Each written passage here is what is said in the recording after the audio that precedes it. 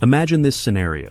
Your children, whom you once spent endless hours with, are now too busy with their own lives to even pick up the phone. The calls have become fewer, the visits rarer, and suddenly you're left with a feeling of emptiness. It's heartbreaking, right? You've spent years nurturing your relationship with them, and now it feels like they've drifted away. This is a reality for many parents and grandparents as they age. It's an all too common story. Children growing up, starting their own families, and getting swept up in their busy lives. But here's the truth. You are not alone. Many elders find themselves in this situation. And the good news is that there's a way to cope with it gracefully without feeling abandoned or neglected. In this video, we'll dive into the wise ways that elders handle the distance when their children don't call anymore, and how you can start turning this challenging situation around. Understanding the situation. Why do children stop calling? First, it's important to understand that the lack of communication doesn't always have to do with a lack of love or care. There are several reasons why children may stop calling or visiting as often, and many of these reasons are related to life changes that you may not be fully aware of. Busy schedules and responsibilities. As your children grow older, they likely have families of their own, demanding jobs and other commitments. Balancing work, raising children, and managing personal lives often means that older adults might not be at the forefront of their minds. Generational differences. The way we communicate has drastically changed in the digital age. It's possible that your children are communicating with you through text, email, or social media, rather than through old-fashioned phone calls. What might feel like neglect to you could be their attempt at staying in touch in their own way. Emotional distance. Sometimes emotional distance can develop due to misunderstandings or unresolved issues. These might be subtle but could build up over time, leading to less frequent communication. Life transitions.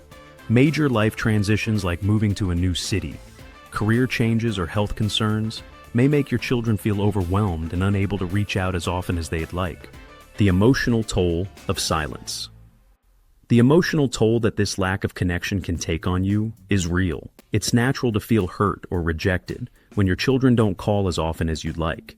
You may feel lonely, abandoned, or as if you've somehow lost your place in their lives. However, holding on to these feelings of hurt and resentment can be damaging not only to your relationship with them, but also to your own well-being.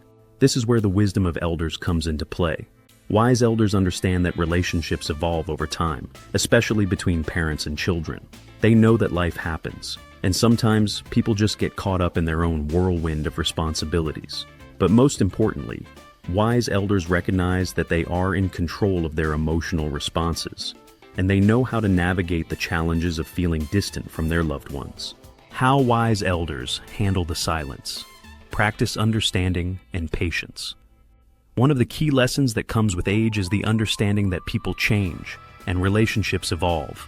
Wise elders don't jump to conclusions or react impulsively when they don't hear from their children. Instead, they give their children the benefit of the doubt.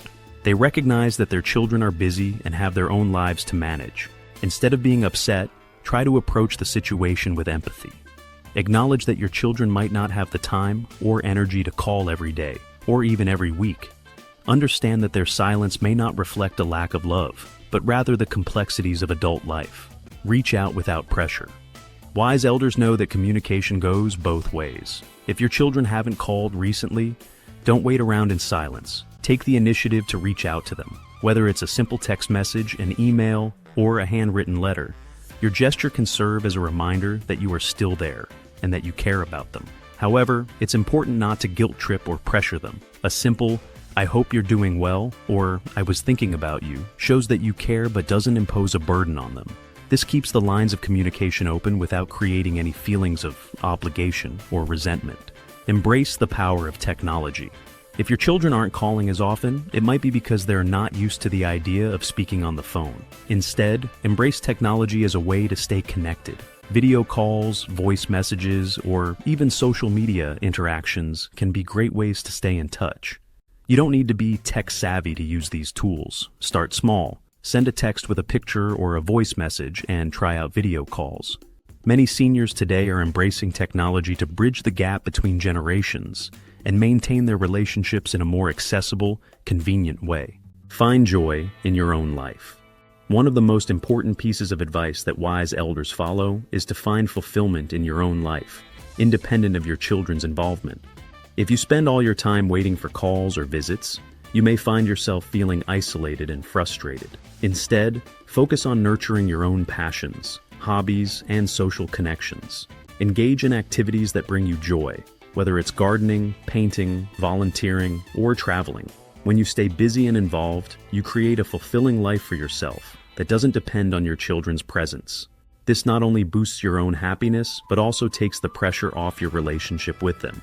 Reevaluate your expectations. Sometimes as we age, our expectations of others, especially our children, become unrealistic.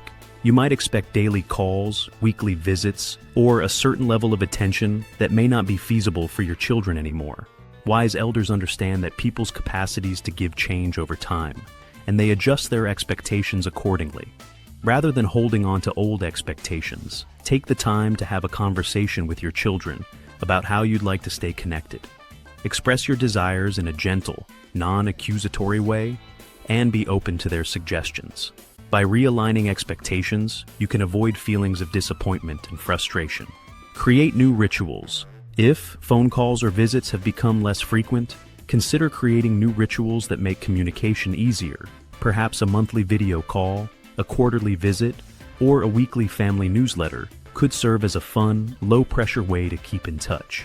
Invite your children into these rituals by suggesting an activity that everyone can enjoy, like a virtual game night or a shared hobby. This can help bridge the emotional distance and foster a stronger connection despite physical distance. Seek support from other loved ones. If you're feeling isolated because your children aren't calling as much, remember that your support network doesn't just consist of your children. Connect with friends, relatives, or community groups to fulfill your social needs. Many seniors find comfort in joining social clubs, support groups, or volunteering opportunities. These activities allow you to meet new people, share experiences, and fill the emotional gaps that may be left by your children's absence. Letting go of hurt and embracing new connections. It's painful when your children don't call or visit as often as they once did, but as a wise elder, you can handle this with grace and wisdom. By practicing patience, reaching out without pressure, embracing technology, and finding fulfillment in your own life, you can navigate this challenge and build stronger, more meaningful connections, both with your children and with the world around you. If you find that the distance is affecting your well-being, take a step back, reassess your expectations, and try to create new ways to stay in touch. It's never too late to strengthen your relationships and embrace new, fulfilling social connections. If you found this advice helpful, make sure to like, subscribe, and click the notification bell for more valuable content on relationships, aging, and living your best life. We'd love to hear how you handle family dynamics. Share your experiences in the comments below. Let's keep the conversation going.